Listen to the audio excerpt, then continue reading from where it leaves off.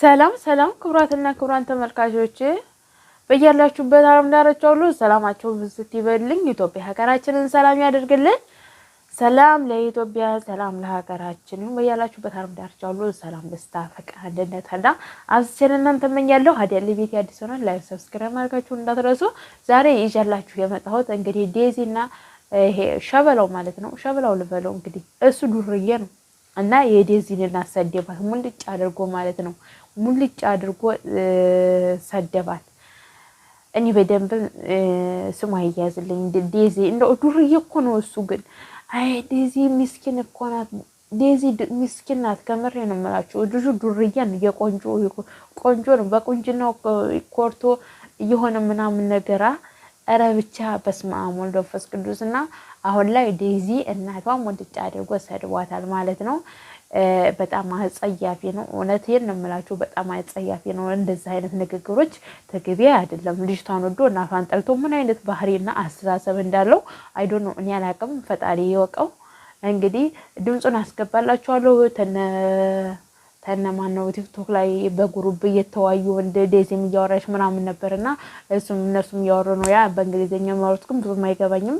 እናንተ ሊገባችሁ ይችላልና ያውስ ግን የሚነጋገሩት ስለ ዴዚ እናት ስለሰደባት ነው።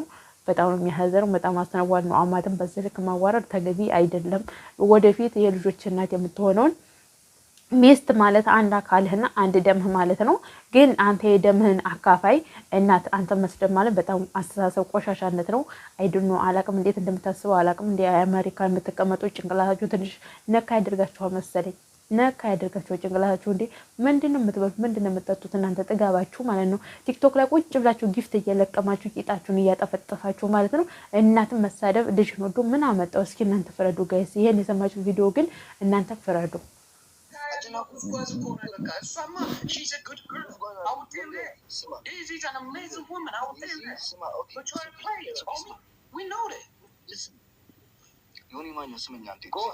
ከእናቷ ጋር ፒስ ፍጠር አለችን ባለፈው። ኦኬ ብለን ከእናቷ ጋር ብሎ ከፈትናል። ስለሌላ አሁን ነገር ነው ገባ።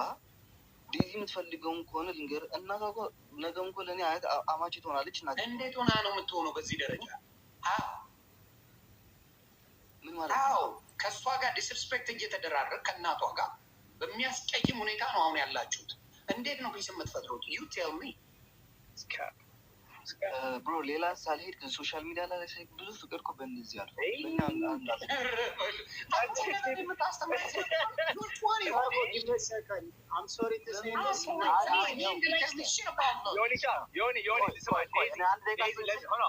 ይቅርታ አድርጉልኝ ዴዚ። let me tell you one thing, right? And I promise you Daisy, bro, I promise you whatever motive he had on you, because you're a good person. No matter what you do on TikTok, no matter what you do, whatever else, you're a good person. Even me and you, we've argued, we've fought before, whatever, right? And we've always came back to being cool because you're a good person, I'm a good person. This man right here is not a good person for you, bro. I promise you that. Reason